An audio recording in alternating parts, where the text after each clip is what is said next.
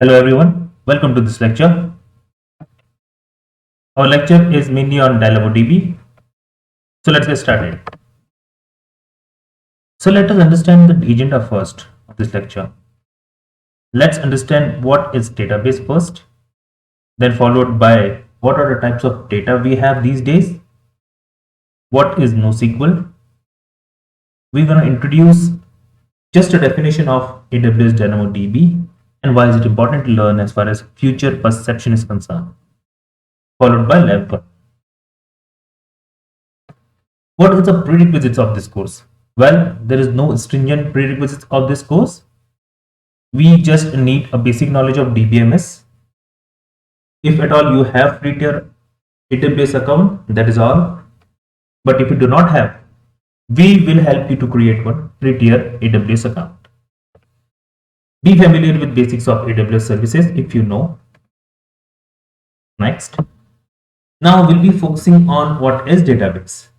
I know you must be knowing and wondering why or should I start it with just a definition. I mean, this is just a basic definition of database. We must know what is database. Database is nothing but a collection of data, organized collection of data, I would say, generally stored and accessed electronically from a computer system. Okay, what are the types of database then? Okay, let's understand then.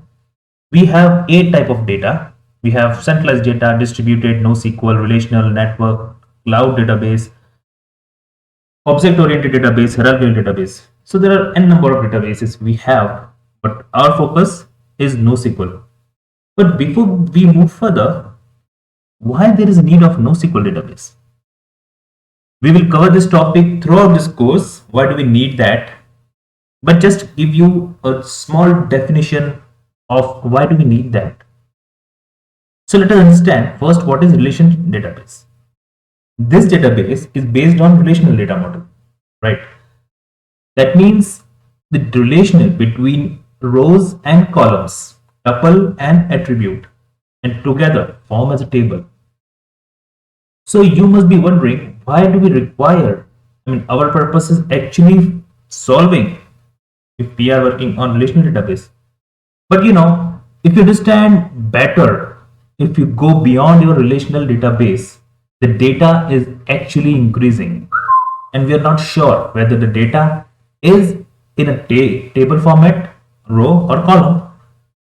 We are not pretty much sure on that one, right?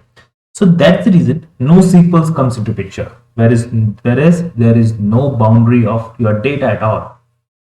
So just read out a definition for you. NoSQL means not only SQL, is a type of database that is used for storing a wide range of data sets. What does that mean? That means we are not bounded to a particular data or data sets. Okay, we'll understand further. Basically, most of the database we are not going to cover. So let's mainly focus on cloud database. Let's understand first that one. What is cloud database then? A type of database where data is stored in a virtual environment and execute over the cloud computing platform. By far you must have understood what is cloud database because the name itself suggests some definition.